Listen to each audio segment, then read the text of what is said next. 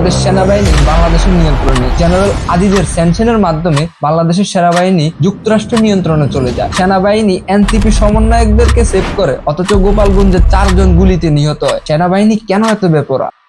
15 জুলাই বাংলাদেশ সেনাবাহিনীর Facebook official page থেকে জুলাই আন্দোলনের একটি ভিডিও প্রকাশ করে। ভিডিওতে এটা বোঝানো হয় যে আন্দোলন ছিল গৌরবের। কথা হলো বাংলাদেশ সেনাবাহিনী কেন এই রাজনীতিক পরিচয় দিল, বাংলাদেশ সেনাবাহিনী কার হয়ে কাজ করে মূলত। 2021 সালে আল জাজিরাতে একটা ডকুমেন্টারি প্রকাশ হয় বাংলাদেশের সাবেক সেনাপ্রধান জেনারেল আজিজ আহমেদকে নিয়ে, এবং ডকুমেন্টারির যে শিরোনাম ছিল all the prime minister man, মানে ওরা সবাই প্রধানমন্ত্রীর লোক। এবং এখানে সরাসরি বাংলাদেশের প্রধানমন্ত্রী শেখ হাসিনাকে অভিযুক্ত করে এবং জেনারেল আজিজের বিরুদ্ধে যে অভিযোগ আনে তার বাইরে রাষ্ট্রের পুলিশ ব্যবহার করত ব্যক্তিগতভাবে। এবং এখানে তারা এটা উল্লেখ করেছে বাংলাদেশ সেনাবাহিনী ইসরায়েল থেকে এমন সিক্রেট সিস্টেম কিনেছে যেটা দিয়ে মানুষের ব্যক্তিগত ডাটা হ্যাকিং করা যায়, এবং বাংলাদেশ যে গোয়েন্দা সংস্থা ডিজিএফ এর অফিসার দক্ষভাবে ট্রেনিং নিয়েছে হাঙ্গেরি থেকে এই কার্যক্রম ব্যবহার করার জন্য, যেটা সম্পূর্ণ ভিত্তিহীন মিথ্যা। এবং ডিজিএফআই কে এখানে যুক্ত করা হয়, তারপর র্যাবের কয়েকজন অফিসার এবং পুলিশ প্রধানের উপর স্যাংশন দেওয়া হয়। এবং এইসবের উদ্দেশ্য হলো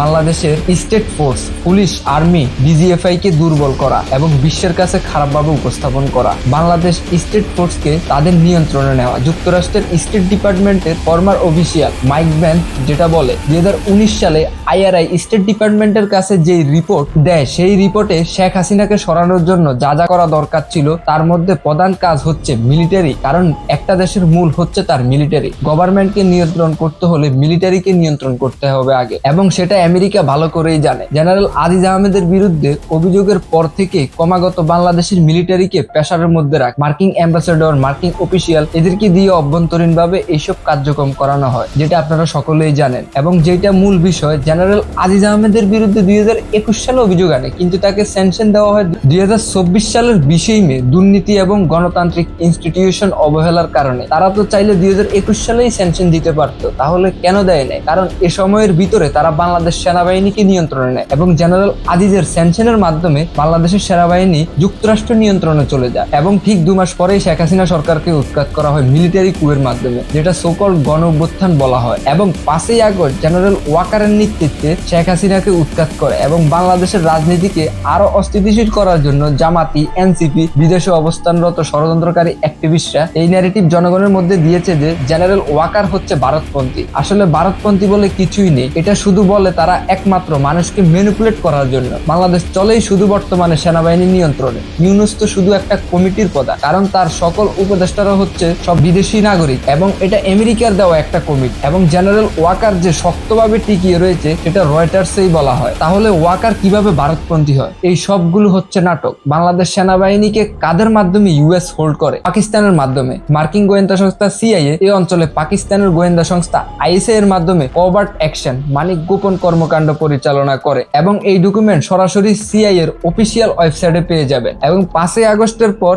যেটা দেখা গেল, বাংলাদেশ এবং পাকিস্তানের মাঝে গভীর সম্পর্ক শুরু হলো। বাংলাদেশের টপ লেভেলের জেনারেলরা পাকিস্তান মিলিটারি প্রধান আসিম মনিরের সাথে দেখা করে, এবং পাকিস্তানের গোয়েন্দা সংস্থা আইএসআই এর প্রধান বাংলাদেশে আসেন, এবং যেটা বলেন বাংলাদেশ এবং পাকিস্তানের মধ্যে ইন্টেল শেয়ারিং নেটওয়ার্ক তৈরির লক্ষ্য। 2021 সাল থেকেই বাংলাদেশ আওয়ামী লীগের পিছনে লেগে আছে। অনেক কিছুই আছে, সেটা নিয়ে বিস্তারিত আলোচনা করব। তার আগে আরেকটা কথা বলে রাখি, আল জাজিরা 2021 সাল থেকেই বাংলাদেশ আওয়ামী লীগের পিছনে লেগে আছে। এবং আজিজ আহমেদের ডকুমেন্টারিতে যে বাংলাদেশি হুইসেল ব্লোয়ার কাজ করেন সে কিন্তু বিদেশি গোয়েন্দা সংস্থা দ্বারা নিয়ন্ত্রিত, এবং তারা বিদেশি ফান্ডের, তাদেরকে ফান্ড করেই বিদেশি গোয়েন্দা সংস্থা যেমন আইআরআই। এবং আল জাজিরা তৈরি করা হয় মধ্যপ্রাচ্য এবং এশিয়ার মধ্যে আমেরিকার পারপাসকে হোল্ড করার জন্য। আল জাজিরা একটা ওয়েস্টার্ন হিপোক্রেট মিডিয়া। এখন মূল বিষয় হচ্ছে যেটা আমরা বুঝতে পারি, বাংলাদেশ সেনাবাহিনী বাংলাদেশের নিয়ন্ত্রণে নেই, এটা বিদেশিদের নিয়ন্ত্রণে আছে। সে কারণে আজকে তাদের রাজনৈতিক পরিচয় দিতে হচ্ছে। এবং লাস্ট যেটা হলো, গত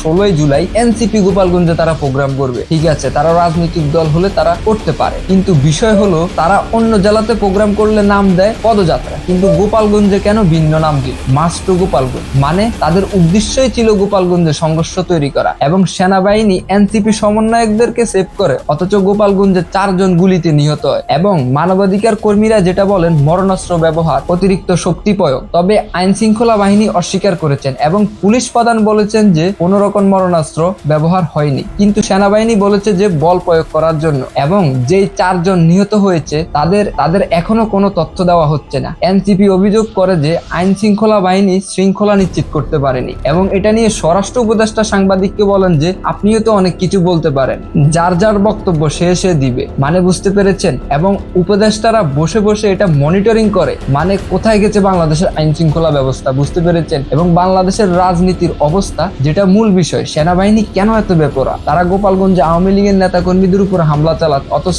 এনসিপি কে সুরক্ষা দিচ্ছে। কারণ এখানে যেটা গোপন বিষয়, ইউনূসের হয়ে যারা মাঠে কাজ করেছে তারা হচ্ছে এনসিপির সমন্বয়ক গুলা, এবং তাদের দাবি হচ্ছে ইউনূসের কাছে যে আপনি আমাদের প্রশাসনিক শক্তি দিন যাতে আমরা আওয়ামী লীগকে নির্মূল করতে পারি, কারণ আওয়ামী লীগ যদি কোনোদিন ফিরে উঠে তাহলে আমাদের অস্তিত্ব থাকবে না, আপনি তো আমেরিকাতে চলে যাবে, আপনার তো কিছুই হবে না। সেই কারণে আজকে রাষ্ট্রীয় ফোর্স ব্যবহার করে আওয়ামী লীগকে নির্মূলে নেমেছে তারা। কিন্তু ইতিহাস এটা বলে না, ইতিহাস বলে রাজনীতি কাউকে বিদায় বলে না, রাজনীতি বলে ফিরে দেখা হবে। আওয়ামী লীগের সাথেও একদিন দেখা হবে আপনাদের। তবে বর্তমান সেনাবাহিনী গোপালগঞ্জ সহ সারা দেশে ক্র্যাকডাউন চালাত, কারণ তারা তাদের নৈতিক অবস্থান হারিয়ে ফেলেছে। তবে শেষ যেটা বলবো, গোপালগঞ্জে সোহেল সহ যাদেরকে হত্যা করা হয়েছে সকল হত্যার বিচার একদিন হবে।